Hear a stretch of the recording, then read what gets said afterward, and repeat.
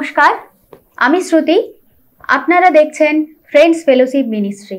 আমরা বিভিন্ন জেলায় যাই, বিভিন্ন মানুষের সামনে উপস্থিত হই এবং তাদের কাছ থেকে তাদের জীবনের ঘটনা এবং কীভাবে ঈশ্বরের সান্নিধ্যে এলো এই সমস্ত কিছু আপনাদের সামনে উপস্থাপন করার চেষ্টা করি। আজ আমার সঙ্গে যিনি রয়েছেন তার জীবনের কাহিনী শুনলে আপনাদেরও হয়তো চোখে জল আসবে। আপনারাও বুঝতে পারবেন কেন প্রয়োজন পরমেশ্বর পিতার, কেন প্রয়োজন পরিত্রাণের, যা আমরা বিভিন্ন পর্বের মাধ্যমে আপনাদের বোঝানোর চেষ্টা করি। আজ আমার সঙ্গে যিনি রয়েছেন তার জীবন দীর্ঘ কয়েক বছর ধরে অসুস্থতার মধ্যেই ছিল।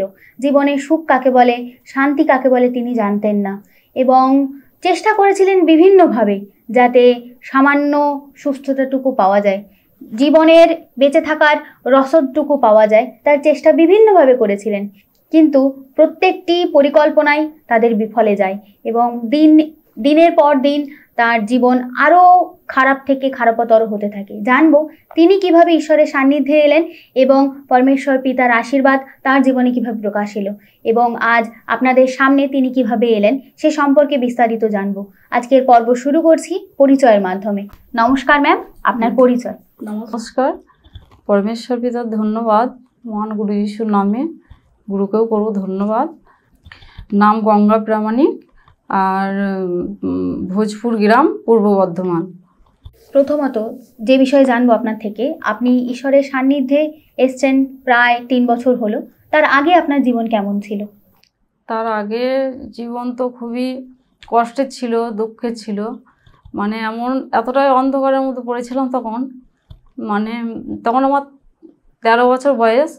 তখন থেকেই শরীরের মধ্যে আমার কী ছিল, রোগ, গাঁটে গাঁটে তখন যন্ত্রণা ছিল এবং মাংসের জায়গাগুলো ফুলে যেত আর একটা কিরকম কালচে দাগ হয়ে যেত আর প্রচণ্ড যন্ত্রণা হতো।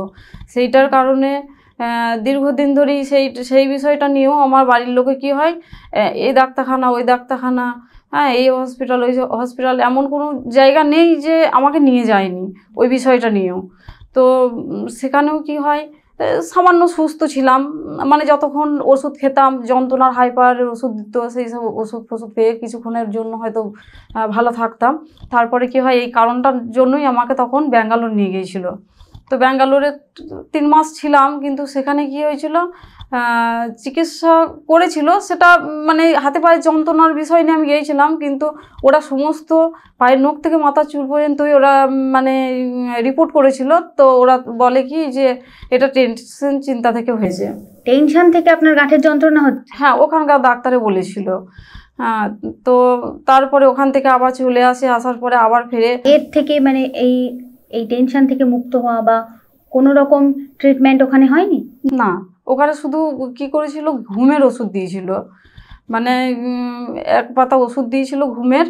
তো সেই ওষুধটা খেয়ে শুধু সেই ঘোরের মধ্যে পড়ে থাকতাম, শুধু ঘুম, তার মধ্যে আর কিছু পরিবর্তন আমি দেখতে পাইনি।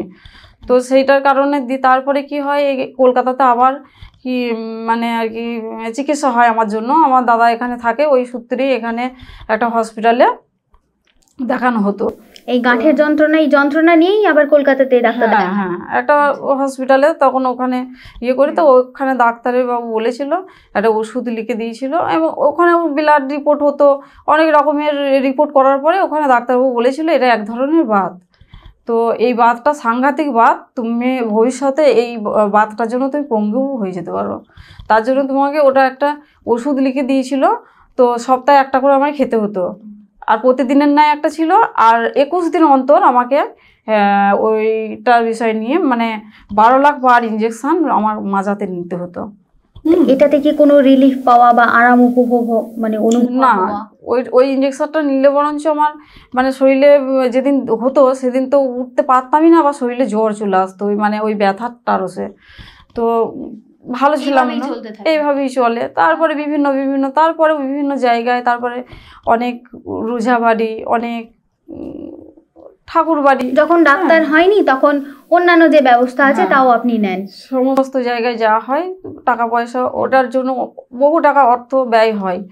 তারপরে ঠিক এই চিকিৎসাটা এই বিষয়ে চিকিৎসাটাই চলছিল। তারপরে ঠিক 2017 সালে হঠাৎ আমার পেটে যন্ত্রণা হয়, পেটে যন্ত্রণার বমি। তো সেইটার কারণে কি হয়েছে, সেই বমিও বন্ধ হয় না আর পেটে যন্ত্রণাও আমার বন্ধ হয় না। সেটার কারণে আমার বাড়ির লোক কী করে, আমাকে একটা কাছাকাছি একটা হসপিটাল ছিল, সেই হসপিটালে আমাকে নিয়ে গিয়ে ভর্তি করা হয়। তো ওখানে ডাক্তারবাবু দেখেন, দেখার পরে অনেক রকমের ট্রিটমেন্ট করে সে, হ্যাঁ, তাতেও আমার কিন্তু যন্ত্রণা কমেনি। না কমার ফলে কী হয়, ওখান থেকে ডাক্তারবাবু বলে দেয় বাড়ির লোককে যে আমাদের এখানে যা কিছু দেওয়ার হয়ে গেছে, কিন্তু এখানে আর দেওয়ার মতন কিছু নেই, তোমরা বর্ধমান নিয়ে চলে যাও। তো বর্ধমান নিয়ে যাই। বর্ধমান নিয়ে যাওয়ার পরে হসপিটালে যাওয়ার পরে কি হয়, ওখানে ডাক্তারে চিকিৎসা করলেন, করার পরে আমাকে বাড়ি পাঠিয়ে দিল। তো সেটাতেও পরিবর্তন কিছু আসেনি। পেটের যন্ত্রণা একভাবেই আমার ছিল, আর বমিও সে একভাবে ছিল, আর পেটের মধ্যে এরকম একটা কি দলার মতো ঘুরতো, পেটের সাইড মানে কি একটা নোংরাচড়া করতে এরকম গোল পাড়া ঘুরে ঘুরে ঘুরে ঘুরে বেড়াতো। আর সেটাতে মানে আর এই ওপর পেটটায় মানে জ্বালা জ্বালা ভাব করতো। তো সেইটার কারণে যাই হোক চিকিৎসা হয়, ওখানে পরিবর্তন কিছু হয় না। তারপরে বাড়িতে নিয়ে আসে, বাড়িতে নিয়ে আসার পরে যে যেখানে বলে ওই বিষয়টা নিয়ে সেখানেই, মানে এমন কোনো জায়গা নেই, মেমারি, বর্ধমান, হ্যাঁ, সব জায়গাতেই আমার বাড়ির লোক আবার পুনরায় নিয়ে যায়। নিয়ে যাওয়ার পরে সে মানে রিপোর্টের উপর রিপোর্ট হয়, যেখানে যায় সেখানেই একটা করে কি করে রোগের নাম বলে দেয়। নতুন রোগের নাম বলেন।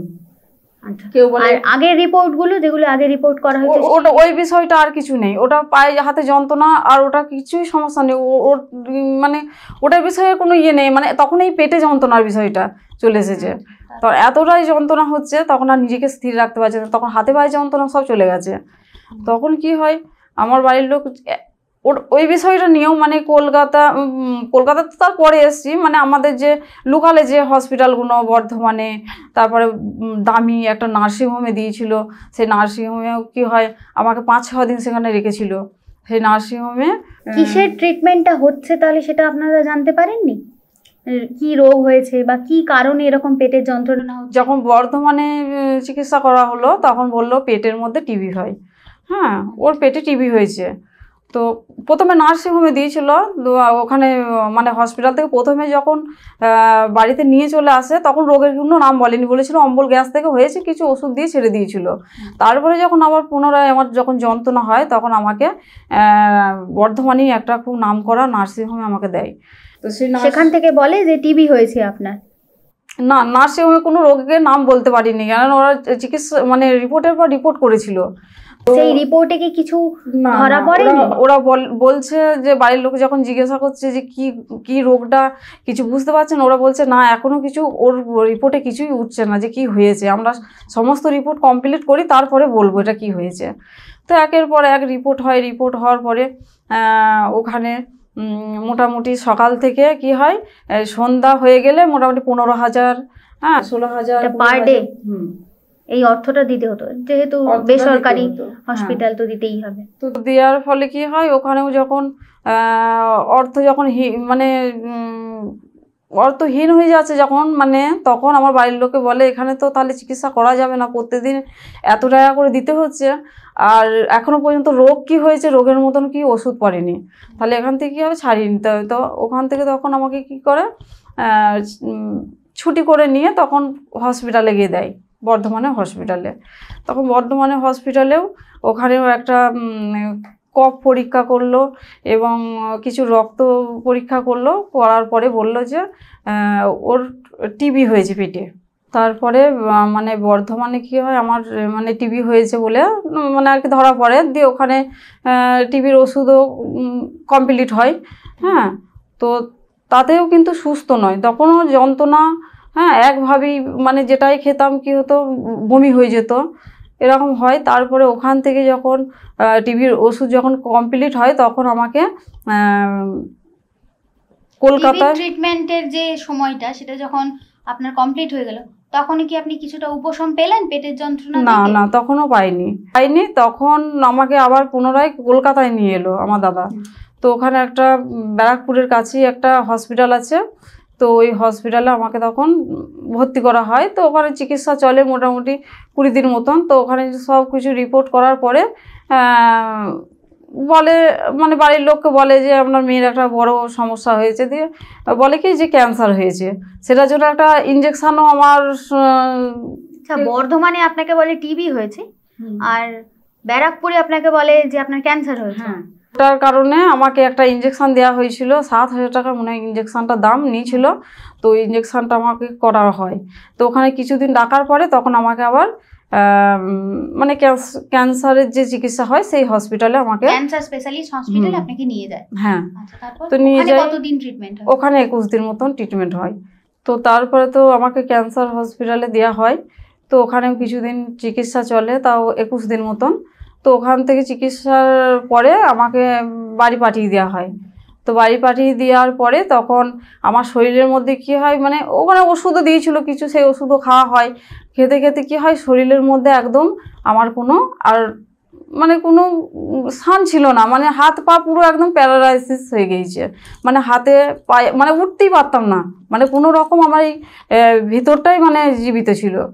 তো তখন আমার এটা কি ওই ক্যান্সার স্পেশালিস্ট হসপিটালে ট্রিটমেন্ট করার পরই আরো খারাপ হচ্ছে অবস্থা? হ্যাঁ, ইঞ্জেকশন দেওয়া হয়েছিল, অনেক রকমের তো চিকিৎসা করেছে, ওই কারণের জন্যই হ্যাঁ এই বিষয়টা হয়েছিল।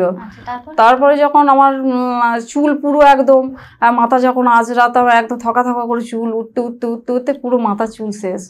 হ্যাঁ, তারপরে কি হয়, বিছানার মধ্যে পুরো হাতের চামড়া, পায়ে মানে তলার চামড়াগুলো, এই হাতের এই চামড়াগুলো তখন একদম পুরো মানে খসে খসে খুলে খুলে বিছানার মধ্যেই পড়তাম। তখন উঠার চড়ারও মানে আমার আর কোনো ক্ষমতা ছিল না। চামড়া যে খসে খসে পড়ছে এটা আপনি বুঝতে পারতেন? যন্ত্রণা হতো, অনুভব করতে? না না না, কিছু না, এমনি অটোমেটিক ছেড়ে যেত। মানে কি যেরকম একটা মানে কি বলবো, একবার তাজা লোক ইয়ে চামড়া নয়, ওর সাথে রক্ত ফক্ত বেরোতো না, মানে এমনি খসে যেটা সে মরা চামড়ার মতন যেটা হয়, সাপে যেরকম খোলস ছাড়ে ওই রকম। হ্যাঁ, আর পায়ের চামড়াগুলো একদম গোটা গোটা ভাবে পড়তো ইয়ে করে, তো অটোমেটিক ছেড়ে যেত। তখন কি হতো, চারিদিকে আমাকে পিঁমড়েতে মানে মানে খেতো, আমার কোনো শান থাকতো না।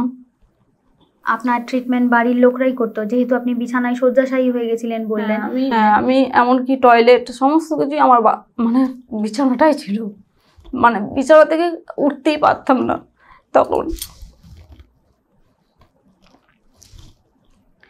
তখন আস্তে আস্তে মানে আমার যখন আত্মীয় স্বজন সবাই দেখতে আসতো, সবাই ভাবতো কি ও আর বাঁচবে না, মরেই হয়তো যাবে। পাড়ার লোকও এটাই ভাবতো যে ও বাঁচবে না, ও মরেই যাবে। মাও সেটাই, আমার মাও সেটাই ভাবতো। মানে মা কোনো একটা কাজকর্ম করতে গেলে একটা আতঙ্কার মধ্যে সবসময় থাকতো যে কোনো সময় কিছু হয়ে যাবে নাকি। কোনো কাজ করলে এগিয়ে এসে আমাকে দেখে যেত যে কিছু একটা হয়ে যাবে নাকি।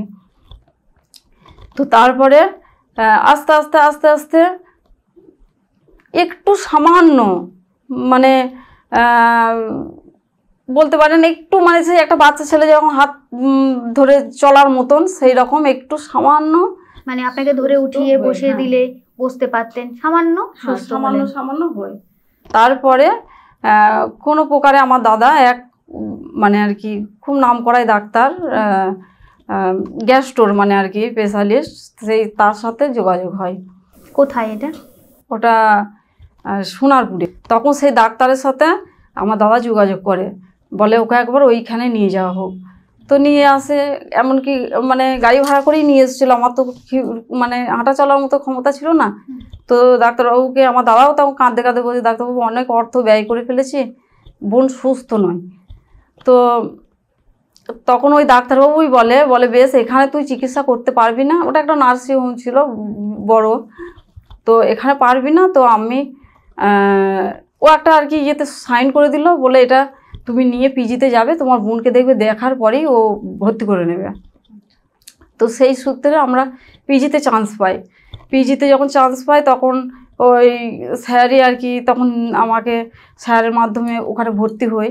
যেদিন আমি ফার্স্ট যখন ভর্তি হয়েছিলাম পিজিতে, তখন আমাকে কি করে ওই 3 মাস একটানা, তখন 3 মাস ভর্তি।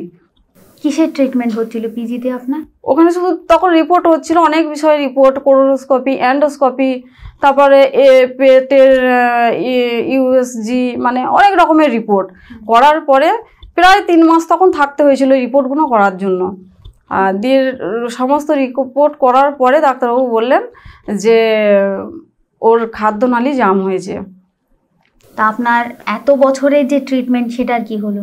কারণ প্রথমে টিবি, তারপর ক্যান্সার, তো এইগুলোর কি হলো? ওগুলো ডাক্তারে তখন বলছে না এটা ভুল চিকিৎসা হয়েছে, আদেও এই চিকিৎসাটা নয়, তো ওর খাদ্যনালী জাম আছে। এগুলো কোনো কিছুই আপনার হয়নি? না। কিন্তু এর তো হাই পাওয়ারের ওষুধ, হাই পাওয়ারের ট্রিটমেন্ট, ওষুধ খেয়ে আমার আরো শরীর খারাপ হয়ে গেছে ভুল চিকিৎসার জন্য। এই রকম খারাপ অবস্থা আপনার। তারপর পিজিতে কিরকম ট্রিটমেন্ট? তারপরে পিজিতে যখন একটানা 3 মাসের মতন থাকতে হয়েছিল, রিপোর্টের পর মানে একটা রিপোর্টই 70,000 টাকা নিয়েছিল। নেয়নি, ওটা লাগেনি লাগতো, ওটা যাই হোক ডাক্তারদের মারফতেই মানে স্যারের দ্বারাতেই ওটা হয়ে গিয়েছিল ওখানে রিপোর্টগুলো। তো ডবল বেলুন রিপোর্টটার নাম ছিল। তো ওগুলো সব রিপোর্টগুলো হওয়ার পরে কি হয়, ডাক্তারে বলে যে ওর খাদ্যনালী জাম আছে, দিয়ে ওখানে ওষুধ লিখে দেয়। তারপরে অনেক কিছু খাওয়ার বারণ করে দিয়েছিল, বলেছিল তুমি বীজ জাতীয় জিনিস, ছিবড়ে জাতীয় জিনিস কোনোদিন খাওয়া যাবে না। আর একটা ওষুধ লিখেছিল অ্যাজোনল বলে নাম সেই ওষুধটার। হ্যাঁ, সেই ওষুধটার এটাও বলেছিল যে তুমি এই ওষুধটা খাবে, কিন্তু এই ওষুধটা খেয়ে কি হবে, তোমার সাইড ইফেক্ট হতে পারে, ওষুধের সাইড এফেক্ট হতে পারে। হ্যাঁ হ্যাঁ। তো ওই ওষুধটা খেতাম, হয়তো মানে কি সুস্থ তো নয়, তবুও যেন একটু সামান্য মানে উঠে বসতে পারতেন, হাঁটা চলা করতে পারতেন, এগুলো সামান্য একটু।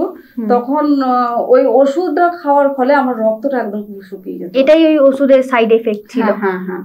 এর জন্য তো আবার রক্তও নিতে হতো। হ্যাঁ, ওটার জন্য আবার ডাক্তারবাবু বলেছিলেন যে রক্ত নিতে হবে, না ইঞ্জেকশন করতে হবে মাসে একটা করে আয়রন ইঞ্জেকশন। তো সেই ইঞ্জেকশনটা নিতে হয়নি, আমাকে মাসের মাস ব্লাডই টানতে হতো। মানে 1 মাস যদি ব্লাড যদি না দেওয়া হতো, আমার রক্ত পুরো একদম শূন্য হয়ে যেত। মানে এমনও লকডাউনের সময় আমার কি হয়েছিল, 2.0 রক্ত। মানে তখন কোনো জায়গায় মানে পরিস্থিতি নেই, সেই অ্যাম্বুলেন্স ভাড়া করে বর্ধমানে নিয়ে গিয়ে সেখানে রক্তও পাওয়া যাচ্ছে না, এমন আমার দাদা নিজের শরীর থেকে রক্ত দিয়েছে, তবে আমি সুস্থ হতে পেরেছি। সামান্য মানে 1 বোতল 2 বোতল রক্ত দিল, কত হয়তো 2 পয়েন্ট 3 পয়েন্ট হয়তো হয়েছে এরকম। তো এইভাবেই চলতে চলতে কি হয়, প্রচণ্ড যখন অর্থ পুরো একদম ব্যয় হয়ে যাচ্ছে, তখন কি হয় আমার বাড়িতে একটা অশান্তি সৃষ্টি, প্রচণ্ড মানে একটা সমস্যা এলো যে অর্থ প্রচুর ব্যয় হয়ে যাচ্ছে। তো আর অর্থ ইনকাম করার মতন একমাত্র আমার দাদাই ছিল, আর বাবার যেগুলো ছিল সেগুলোতেও যাচ্ছে, আবার অর্থ একমাত্র আমার দাদা। সেই বিষয়টা নিয়ে বাড়ির ইয়েতে একটু আমাদের মধ্যে একটু ঝগড়া ঝামেলা, মানে একটু পারিবারিক অশান্তি হয়ে গেল আর্থিক। তখন এতটাই অসহায় লাগছে নিজেকে, মানে কোনো কিছুতেই তো মানে সর্বদা এক মানসিক চিন্তা, এক শারীরিক চিন্তা। তখন কি হয়, চিন্তাতে এতটাই মানে আপনি ভারাক্রান্ত একদম, মানে এতটাই মানে সুস্থ হব কি, যদিও একটু হচ্ছে, তো মনের দিক থেকে আবার দুর্বল হয়ে পড়ছি। তখন সেই সময়তে কি হয়, আমাকে যে বিয়ে করেছে হাজবেন্ড, তো তেনারা আমার আত্মীয়ই হয় আর কি। তো কথাবার্তা হতো, এমনি বন্ধুত্ব মতো কথাবার্তা হতো ওর সাথে। তো যখন এরকম অশান্তি হয়, তখন কি হয়, আমার তখন আর মানে মনে হচ্ছে না যে আমি কি করব, নিজেকে একটা মানে খুবই অসহায় মনে হয় যে নিজেকে শেষ করব নাকি থাকবো, মানে এরকম একটা নানান রকম বিষয় নিয়ে একটা টেনশন চিন্তা আমার মধ্যে চলে আসে। তখন আমার হাজব্যান্ডের সাথে কথা হয়, তখন ওই বাড়িতে অশান্তির কারণে আমার তখন একটা বিয়ের সিদ্ধান্ত আমার মধ্যে নিতে হয়। তখন আমার হাজব্যান্ড বলে আমি যদি তোমাকে বিয়ে করি তাহলে তুমি কি করবে? আমি মনে হচ্ছে হয়তো মানে আমি কখনো সিরিয়াস ভাবিনি যে আমাকে যে এরকম অবস্থায় আমি ঠিকভাবে হাঁটতে পারি না, চলতে পারি না, বা কাজকর্ম কিছু করতে পারি না, এরকম সব মানে সত্ত্বেও ও আমাকে বিয়ে করবে বলছে, মানে এটা হতে পারে না, এরকম একটা মানে নিজেই সুস্থ নয়, সে তার বিবাহ তো অলীক কল্পনা মাত্র। তো ও সত্যিই মানে বিষয়টা বলেছিল যে বলেছিলাম যে তুমি এটা মানে কোনো আবেগের বশে বলছো না তো? তখন ও বলেছিল না, আমি বলবো কেন, আমি তো তোমাকে দেখে শুনি বলছি। আমি যে দেখো আমার যে রোগটা হয়েছে, আমি জানি না এটা কতদিন এটা চিকিৎসা চলবে, আদেও এটা সুস্থ হব কি না, এটা কতদিন চলবে আমি নিজেও জানি না, আর এর কোনো শেষ আছে নাকি সেটাও আমি জানি না। কেননা ডাক্তারবাবু এটাই বলেছে যে এর শেষ এখন কিছুই দেখতে পাচ্ছি, যেদিন আমি বারণ করব সেদিন তুমি এই চিকিৎসা বন্ধ করবে, তার আগে তো নয়। তো তখন আমার স্বামী মানে সবটাই মানে কি হয়, ও সিরিয়াস নিয়ে নেয় এবং আমাকে একটা বাঁচার পথ ও দেখায়। তখন ওর ওপর বিশ্বাস করি আর কি আমি এত বড় একটা সিদ্ধান্ত নিই। আপনি বিবাহ করেন নাকি? হ্যাঁ, তখন আমার বাড়ির লোকের অমত ছিল একটা কারণে, যে তুই তো নিজে সুস্থ নোস, কেননা ঠিকভাবে হাঁটা চলা করতে পারিস না, কর্মও কিছু করতে পারিস না, তুই বিয়ে করলে তো আর একটা পরের সংসারে গিয়ে কি করে যাপন করবি, এটা বলতো। তা এতটাই বলছি না, এতটাই অশান্তির মধ্যে তখন আমি আমার বাড়ি ছেড়ে কোনো রকম আমি আমার হাজবেন্ডের বাড়িতে পৌঁছাই। তো ওখান থেকেই আমাদের আর আমার যে শাশুড়ি শ্বশুর, তো ওনারা কি জানতেন, মানে শরীর খারাপ আমার হয়েছিল, যে আমি পুরো সুস্থ নয় সেটা ওরা জানতো না। তো জানতো না, জানার ফলে ওরা মত দিয়েছিল যে হ্যাঁ ঠিক আছে বিয়ে হবে। যখন আমাকে দেখে, আমি যখন পিজিতে বিয়ের পরেও যখন চিকিৎসার জন্য আসতে হয়, প্রত্যেক মাসের 1 মাস 2 মাস অন্তর ডাক্তার রেট দিয়ে দেয়, আমাকে রিপোর্ট করে নিয়ে যেতে হয়, 4000 5000 এরকম করে রিপোর্ট করতে হয়, এবং মাস গেলে 1000-1500 টাকা ওষুধ লাগে। তখন যখন ওরা বুঝতে পারলো, তখন আমাকে কি করে ওখান থেকে আলাদা করে দেয়। আর তখন এটাই শুধু ছিল না, মানে শরীরটা এতটাই ফুলতো, মানে নিজেকে দেখেও ভয় লাগতো। মানে আয়নার সামনে আমি যদি দাঁড়াতাম না, আমার নিজেকে মানে একটা আতঙ্ক লাগতো যে এটা কি আমি, মানে মুখ হাত এরকম, মানে একদম মুখটা বেশি ফুলতো, মানে বডির থেকে মুখটা বিভৎস ফুলতো। তখন গ্রামের পাড়াপিতবাসী লোক এমনকি সামনাসামনিই বলতো তারা যে ও তো একটা মরাকে বিয়ে করেছে, অসুস্থ মেয়ে, ও সুস্থ হবে নাকি। তাই তো তারপরে তো হায়দ্রাবাদ নিয়ে যাবে বলে আমাকে সব আর কি বাড়ি থেকে সব সিদ্ধান্ত নিয়ে নিয়েছে যে আরেকবার শেষ চেষ্টা করব, হায়দ্রাবাদ নিয়ে যাওয়া হবে। তো সেখানে সব ঠিকঠাকও হয়ে গেল, এক দালালের মাধ্যমেই যাচ্ছিলাম, টিকিটটাই শুধু কাটতে বাকি ছিল। তো সেই রকম এক সময় মানে আমার হাজব্যান্ডের সেলুন আছে, তো সেই সেলুনে এক দাদা ভাই দাড়ি কাটতে আসে। তো 2টো কাস্টমার ছিল, তো সেই সময় দাদা ভাই কে এসে তাড়াতাড়ি করে, তখন মনে হয় 1:30 এরকম বাজে। তখন এসে আমার হাজব্যান্ডকে বলে দাদা দাড়িটা তাড়াতাড়ি কেটে দাও না। তখন আমার হাজব্যান্ড বলে দেখ দাঁড়াও 2টো পরে মানে দিচ্ছি। তখন ও বলে যে না 2টোর পরে দিলে হবে না, আমাকে তাড়াতাড়ি একটু ছেড়ে দাও, আমি ভবনে যাব, পিতার ভবনে। তখন আমার হাজব্যান্ড বলছে পিতার ভবনে, তখন ওটার মানে কি, তখন জিজ্ঞাসা করে।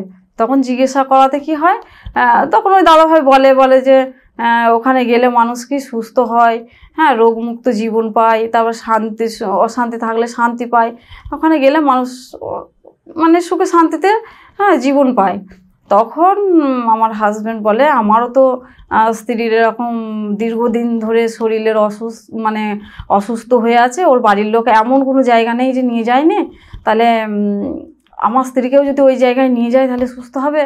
তখন ওই দাদাভাই বলে হ্যাঁ ঠিক যা হবে, তো তাহলে দিদিভাইকে তো আজকে তো হবে না, আজকে শনিবার, তাহলে পরের শনিবারে তুমি রেডি করে থাকতে বলবে দিদিভাইকে, পরের শনিবারে তাহলে একসাথেই যাওয়া হবে।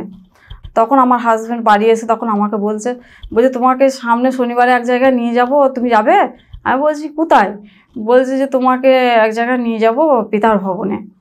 তো তখন আমি বলছি পিতার ভবনে, না আমি ওই জায়গায় তো আমি যাব না, কেননা ওইখানে গেলে অনেক নিয়ম আছে, অনেক কারণ আছে। কেন আমি যখন অসুস্থ ছিলাম তখন আমাকে এক কাকিমা ওই বাক্য দিয়েছিল, তখন কিন্তু আমার বাড়ির লোকে মানে মান্যতা দেয়নি, বলেছিল কি যে এত ডাক্তার দেখাচ্ছি, রোজা দেখাচ্ছি, ঠাকুর বাড়ি করছি, আর ওখানে গিয়ে কি আমার মেয়ে সুস্থ হতে পারবে? তখন আমার হাজব্যান্ড বলে একবার গিয়েই চলো না, অনেক জায়গাতে তোমার বাড়ির লোকে করলো, তো একবার অন্তত গিয়ে দেখা হোক যে কি বিষয়টা। তারপর তো হায়দ্রাবাদ তো আছেই, ওটা তো ধরেই রেখেছি যে ওখানে যাব, এখানে না হলে যাবই ওখানে। হ্যাঁ, তখন আমি পরের শনিবারে আমার হাজবেন্ড তখন আমাকে নিয়ে যায়। যখন আমি যাই প্রচণ্ড বৃষ্টি হচ্ছে, আর বৃষ্টিতে কি হয় আমার তখন শরীর উত্তেজিত হচ্ছে যে আমি এত মধ্যে আমার কষ্ট হচ্ছে শরীরে, আর এখানে এত বৃষ্টি দাঁড়িয়ে থাকতে আর আমি পারছি না, মানে এতটা বৃষ্টি হচ্ছে, মানে মণ্ডলতে গিয়ে বসার জায়গা নেই, এতটাই ভিড় সেখানে, মানে লোক গেছে প্রচুর জন। তখন আমার তখন আমি নিজেকে খুব একটা মানে বিরক্ত বোধ লাগছে যে আমার এই যন্ত্রণার জন্য, যে যন্ত্রণা হচ্ছে এরকম। তখন কিছু দিদি ভাই আমাকে নিয়ে গিয়ে ওই মণ্ডলীতে একটা জায়গা করে বসিয়ে দিল। তো বসানোর পরে যা কিছু পিতার ওখানে যা কিছু হলো শুনলাম। বিষয় প্রথম দিন সত্যি কথা আমি কিছু বুঝতে পারিনি। যখন শেষ হয় মণ্ডলী তখন ওই বাড়ির দিদিভাই আমাকে ডাকলেন, তখন বললেন যে দিদিভাই বলো কি সমস্যা। তখন আমি গেলাম, গিয়ে দিদিভাইকে বললাম দিদিভাই আমার এরকম সমস্যা, অনেক জায়গায় আমি ঘুরেছি, ঠাকুর বাড়ি, রুঝা বাড়ি এবং ডাক্তারখানা অনেক দ্বার ঘুরে এসেছি, কোনো জায়গায় আমি সুস্থ হতে পারছি না। তখন ওই বাড়ির দিদি বলে দিদিভাই তুমি যদি সুস্থ হতে চাও তাহলে তুমি বেশিতে বেশি মণ্ডলী করো, 1 সপ্তাহ তুমি মণ্ডলী করো, আর 1 সপ্তাহ মণ্ডলী করার পর তুমি সামনে মানে মণ্ডলীতে যুক্ত হতে বলছি। হ্যাঁ, তখন ওই শনিবারে মণ্ডলী করেছি। তখন শনিবারের পর রবিবার, সোমবার, মঙ্গলবার যেখানে যেখানে ওখানে মণ্ডলী হয় ওখানে সেই দিদি আমাকে বলে দেয় যে এই জায়গায় এইবারে আছে, ওইবার তুমি এই মণ্ডলীগুলো করে তুমি আসবে, এসে দেখবে পরমেশ্বর পিতা তোমায় সাক্ষী করে দিয়েছে। তুমি সামনে সপ্তাহে গেছিলেন আপনি? হ্যাঁ গেছি। তারপরে কি হয়, আমার বাড়ির লোককে বলি, আমার মাকে বলে বেশ ঠিক আছে তোরা যা, যদি না তোদের অর্থ না থাকে দরকার হলে আমি দেবো, তুই সেখানেই যা। তখন আমার হাজব্যান্ড দুটো একটা মণ্ডলী আমায় যেতে পেরেছিল, আমাকে নিয়ে গিয়েছিল। তারপরে আমার হাজব্যান্ডের মধ্যেও একটু জগতের জ্ঞান চলে এসেছিলো যে দোকান না খুললে আমার সংসার চলবে কি করে, কেননা জমি জায়গা তো কিছু নেই, ওই দোকানটাই মানে দোকানটার ওপরই সব কিছু। তখন আমার যখন আমি মণ্ডলী প্রথম যখন যাই তখন একটা জিনিস আমি বুঝেছিলাম যে আজকে তো অনেক দ্বার তো আমার বাড়ির লোকে তো নিয়ে গেছে, তা কিছু একটা নিশ্চয়ই এখানে আছে, নাহলে এত জনকে কেন দেখতে পাচ্ছি। এবং অনেকে সাক্ষীও দেয়, অনেক সাক্ষীও হয়েছে। তখন এই একটা মনের মধ্যে একটা ভাব আমার আসে। তখন দিদিভাই আমায় প্রার্থনা শিখিয়ে দেয় শেষে, আর আমাকে বলে মণ্ডলী করতে। আর আমি ওই দিদিভাইয়ের কথা শুনেই আমি তখন 7 দিনে 7টা মণ্ডলী করেছি। শুধু একটাই মানে বৃহস্পতিবার আর শুক্রবারটা আমি করতে পারিনি। মঙ্গলবার একটা মণ্ডলী যাই, সেখানে গিয়ে এক দিদি সাক্ষী দিচ্ছে যে আমার প্লাস্টিকের ভুঁড়ি ছিল। হ্যাঁ, মানে পেটে সব পচে গিয়েছিল, সেটা মানে আর কি তুলে দেওয়া হয়েছিল, দিয়ে প্লাস্টিক সার্জারি করেছিল আর কি। সেখানে পরমেশ্বর পিতা আমাকে আজকে 5 বছর দয়া করেছে, আজকে আমি পুরো সুস্থ। তখন আমার মনের মধ্যে একটু একটু মানে তখন বিশ্বাস আসতে শুরু করেছে যে সত্যি আশার আলো জাগলো জীবন পাওয়ার জন্য। তখন এরকম একটা আমার মধ্যে একটা বিশ্বাস জাগলো যে সত্যিই তো আজকে যদি পরমেশ্বর পিতা এই প্লাস্টিকের ভুঁড়িকে যদি সাক্ষী করতে পারে, যদি দয়া করতে পারে, আমার তো কিছুই মানে বাদ দেয়নি, ও তো বাদ দিয়েছে, আমার তো কিছু বাদ দেয়নি, তো সমস্ত কিছু আছে। তখন এর একটা বিশ্বাস আমার আসে। তখন বুধবারে মণ্ডলী যাই আমি, বুধবারে মণ্ডলী গিয়ে সেখানে কি আপনার হাজবেন্ড আপনার সঙ্গে সঙ্গেই যাচ্ছে? হ্যাঁ, বুধবারেও গেছে। তো বুধবারে যাওয়ার পরে ওখানে গিয়ে শিক্ষা হয়, দিদিভাইরা সব উৎসাহিত করছে, হ্যাঁ বচনে পরমেশ্বর পিতা অনেক কিছুই শেখাচ্ছে। তো একটা বচন আমার সত্যিই সেটাতেই আমার জীবন পরিবর্তন হয়েছে, যেটা মার্কের 11:22, যে যিশু উত্তর করিয়া তাহার দিকে কহিলেন ঈশ্বরের বিশ্বাস রাখো, আর যে কেউ বিশ্বাস করে পর্বতকে বলে উপড়িয়া যাও আর সমুদ্র গিয়ে পড়ে। তখন এই বচনটা তখন আমার হৃদয়ের মধ্যে আমি গাঁথি। হ্যাঁ, আর একটা যেটা আকাশের নিচে এমন কোনো নাম নেই যে নামে পরিত্রাণ আছে, এই বিষয় কটাকে আমি সত্যি আত্মার মধ্যে গেঁথে নিয়ে আসতে পেরেছিলাম।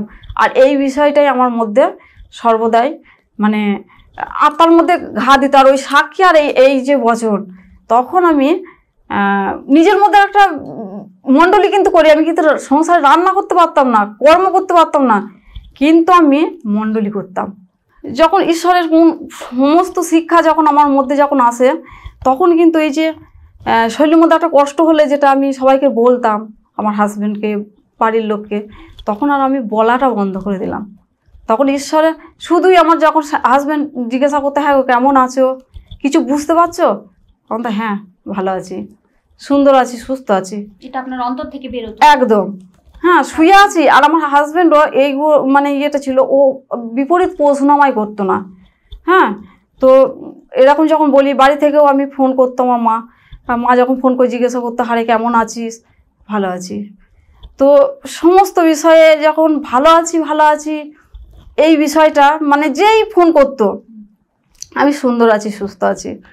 তখন আমার মনের মধ্যে একদিন আমার বাড়ি থেকে তখন বলছে, হারে তাহলে হায়দ্রাবাদ যা, তাহলে কি সিদ্ধান্ত হলো? ওখানে যাচ্ছিস ঠিক আছে, কিন্তু তাহলে ওখানে চিকিৎসাটা একবার দেখে হয় না, ডাক্তারে কি বলছে। আমার দাদা ওটা বলে ওটা ওখানেও এটা যাচ্ছিস বলে ওই চিকিৎসা বন্ধ করলে তোকে হবে না। তখন আমি বলি, আমার মনে সেই বিশ্বাসের সহিত তখন আমি দাদাকে বলেছিলাম যে আমি কোনো জায়গাতে যাব না। বলছে এত তো করেছিস, আমি সুস্থ হলে আমি এইখান থেকেই সুস্থ হব।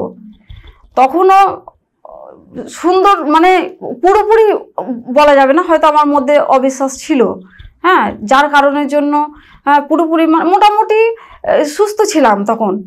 তারপরে যখন বেশিতে বেশি আমি মণ্ডলী করি, যখন ঈশ্বরের জ্ঞান আরও যখন আমি শুনতে থাকি, তখন আমার হাতের মধ্যে কি ছিল, মানে একগুচ্ছা মাদুলি ছিল হাতে। অনেক রোজা বিজে বাড়িও তো করেছিল। তখন আমি এক দাদা ভাই সাক্ষী শুনেছিলাম যে আমারও 41টা মাদুলি ছিল হাতে। তো যখন আমি বিশ্বাস করে সেইগুলো ত্যাগ করতে পারলাম, তো পিতার মহিমা তখন সত্যিই আমি দেখতে পেয়েছি। তো এরকম সাক্ষী আমি শুনি, তখন সেই সাক্ষী আমারও মনের মধ্যে বিশ্বাস এলো যে তুমি সাঁকড়ার দোকান খোলা আছে নাকি দেখো তো। দিয়ে ও বললো বেশ ঠিক আছে। তখন ও বাড়ি আসার পর তো বললো হ্যাঁ খোলা আছে। তো আমি বললাম চলো এক্ষুনি যাবো আমি।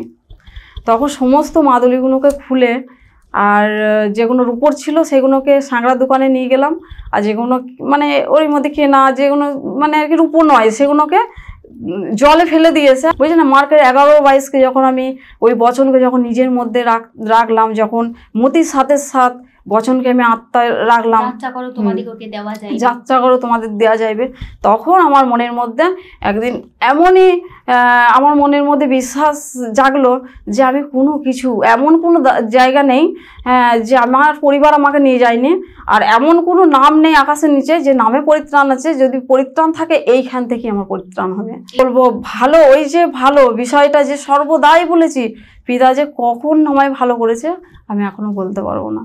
আজও আমি খুব সুন্দর সুস্থ, এমনকি আমি ঠান্ডার এই সময় এলে পরে মুখ হাত ফুলতো সেগুলোও চলে গেছে। আজকে যারা পাড়ার লোকে আমাকে নানান রকমভাবে নানান কটু কথা বলতো, তারাও আজকে বলে, আমার হাজব্যান্ডকে বলে, মানে আমার হাজব্যান্ডের নাম ধরে বলে ও তুই ভালো আছিস, কেননা তুই অসুস্থকে নিয়ে এলি সুস্থ হয়ে গেল, আর আমরা সব সুস্থ দেখে নিয়ে আসছি অসুস্থ হয়ে গেল। এখন আপনার পরিবার কেমন আছেন? সুন্দর আছে, সুস্থ আছে, সব আমার পরিবারও ঈশ্বরের সাথে যুক্ত এবং সবাই খুব সুন্দরভাবে আজকে পরমেশ্বর পিতা এতটাই আমাকে দয়া করেছে যে আমাকে যেটা আমার 5-6 হাজার টাকা করে প্রত্যেক মাসে ওষুধ লাগতো বা সমস্ত দিক থেকে আমাকে সেখান থেকে পরমেশ্বর পিতা উদ্ধার করেছে। আপনাদের ভবিষ্যতের পরিকল্পনা কি? সেই ঈশ্বরের কাছে আমার ইচ্ছা যে তেনার কর্ম তো করছি, আরও আমি করতে চাই, সব মানে যতদিন আমার নিঃশ্বাস থাকবে ততদিনই ঈশ্বরের সঙ্গে সাথে আমি থাকতে চাই, এবং পরমেশ্বর পিতা আমার বাড়িতেও নির্ণয় নিক, আমি প্রস্তুত আছি। এতটাই পরমেশ্বর পিতার কাছে ইচ্ছা। পরমেশ্বর পিতার ধন্যবাদ, মহান গুরু যিশুর নামে গুরুকেও ধন্যবাদ, নমস্কার। বাস্তবিকই তাই। আপনাদেরকে পর্বের শুরুতে যেটা বলেছিলাম, আপনারা আশা করি বুঝতে পারলেন কেন প্রয়োজন সেই স্বর্গস্থ পরমেশ্বর পিতার আশীর্বাদের। পবিত্র শাস্ত্রে লেখা আছে, তোমরা পথে পথে দাঁড়াইয়া দেখো চিরন্তন মার্গ কোনটা, আর সেই পথে অনুসরণ করো। আশা করি আপনারা বুঝতে পারলেন চিরন্তন মার্গ অর্থাৎ যেখানে জীবন পাওয়া যায় সেই পরমেশ্বর পিতার কাছে আসা কতটা জরুরি এবং পরমেশ্বর পিতার শরণাপন্ন হয়ে তার কাছে প্রার্থনা করা কতটা জরুরি। আপনাদের সামনেই তা উপস্থাপন করার চেষ্টা করলাম। তো আজকের পর্ব আপনাদের কেমন লাগলো তা অবশ্যই কমেন্ট করে জানাতে ভুলবেন না, এবং সর্বদা সতত প্রত্যেক মুহূর্তে পরমেশ্বর পিতার কাছে প্রার্থনাতে পরমেশ্বর পিতার প্রতি ভরসাতে স্থির থাকুন, এবং প্রতিনিয়ত আপনি এবং আপনার পরিবার প্রত্যেকে পরমেশ্বর পিতার কাছে এই প্রার্থনা করুন যে পরমেশ্বর পিতা আপনি আমার এবং আমি আপনার। পরমেশ্বর পিতা আপনি আমাদের প্রত্যেককে রক্ষা করুন। আর পরমেশ্বর পিতা প্রতিজ্ঞাকারী ঈশ্বর, উনি আপনাদের প্রত্যেককে উদ্ধার করবেন এবং আপনাদের প্রত্যেকের আয়ুর দীর্ঘতা, জীবনের বৎসর বাহুল্য পরমেশ্বর পিতা প্রদান করতে পারেন।